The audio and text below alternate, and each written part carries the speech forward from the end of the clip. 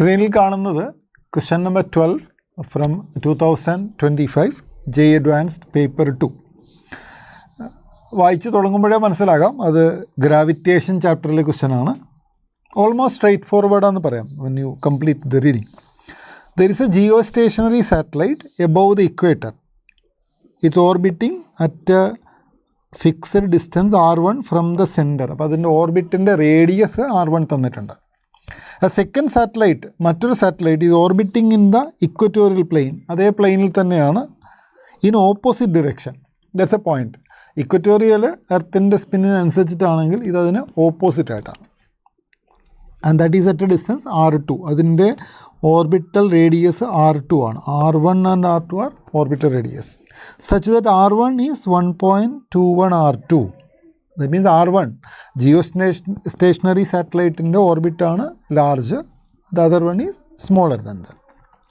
The time period of the second satellite as measured from the geostationary satellite. ഇപ്പോൾ geostationary സാറ്റലൈറ്റിൽ നിന്ന് നോക്കുന്ന ഒരാൾക്ക് ഈ സെക്കൻഡ് സാറ്റലൈറ്റിൻ്റെ ടൈം പീരീഡ്, മോഷൻ ഓപ്പോസിറ്റ് അല്ലേ, ഇപ്പോൾ റിലേറ്റീവ് ആണ് എടുക്കേണ്ടത്. Rotational മോഷനാണ്.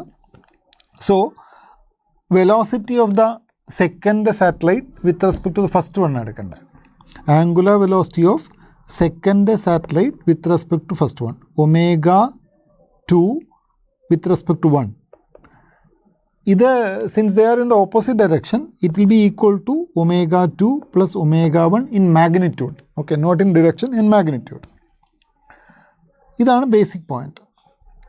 And we also know that omega is nothing but 2pi divided by time period. Okay. And for planetary motion and satellite motion, Kepler's law is applicable, which says that T proportional to, or T square proportional to R cube, or T proportional to R to the power 3 by 2. So first of all, രണ്ട് ഓർബിറ്റുകളിൽ ഇത് earth ആണെന്ന് വിചാരിക്കുക. This is earth and the geostationary is in the higher orbit. അതിൻ്റെ radius R1. The other one is a shorter radius. അതിൻ്റെ radius R2. Geostationary time പീരീഡിന് T1 എഴുതാം, which is actually 24 hours. Second സാറ്റലൈറ്റിൻ്റെ time പീരീഡിന് T2 എന്ന് എഴുതാം. Simply take the ratio T1 divided by T2. T1 by T2 in terms of radius R1 divided by R2 to the power 3 by 2. And what is R1 R2 relation given? R1 is given by equal to 1.21 R2 ആണ്. So R1 by R2 is 1.21. So this will give you T1 by T2 equal to 1.21 to the power 3 by 2. 1.21 in the root 1.1 ആണ്, 1.1 cube ആണ്. 1.1 cube will be around 1.331 approximate. Correct, 1.331. T1 by T2 കിട്ടിയല്ലോ. So what is ω1 divide by T1 by T2 is nothing but, നോക്കൂ, T proportional to omega proportional to omega equal to 2π by T ആണ്. So ω2 divide by ω1 എന്ന് പറയുന്നത് T1 by T2 ആയിരിക്കും. So T1 by T2 നമുക്കറിയാം.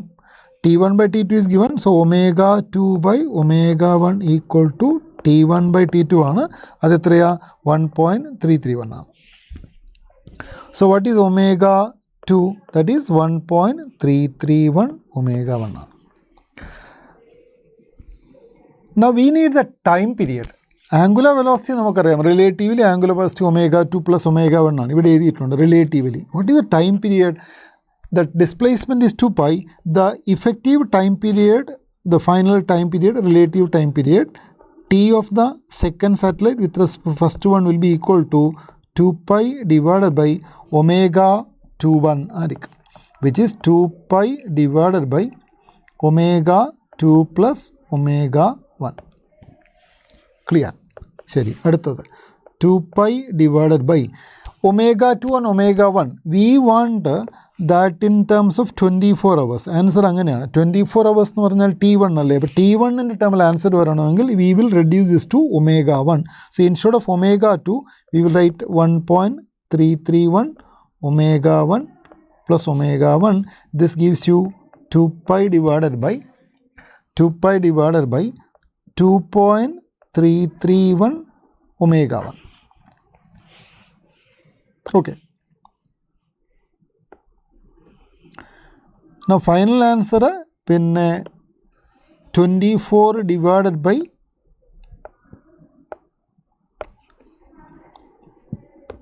the final answer is okay. Now that step, one second, here ഞാൻ ഈ green ലിങ്കിൽ എഴുതാം കേട്ടോ. അത് ദാറ്റ് ഈസ് ആക്ച്വലി നോക്കൂ, what is 2 pi by omega 1?